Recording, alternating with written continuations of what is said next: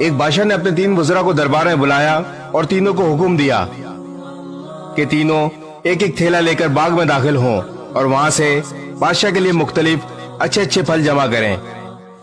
وزراء بادشاہ کے اس عجیب حکم پر حیران رہ گئے اور تینوں تھیلا پکڑ کر الگ الگ باغ میں داخل ہو گئے۔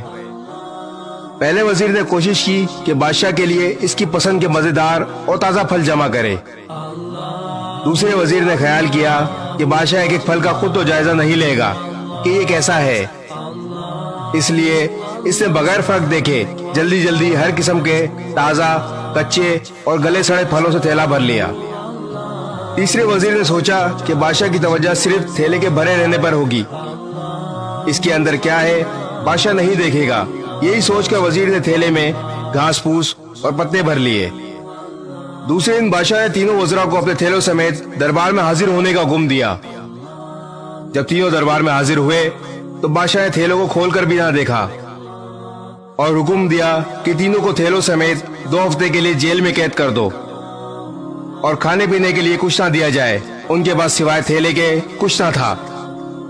اب پہلا وزیر جس سے اچھے اور تازہ پھل چن کر جمع کیے تھے اس کا تو مزے سے گزارا ہوا۔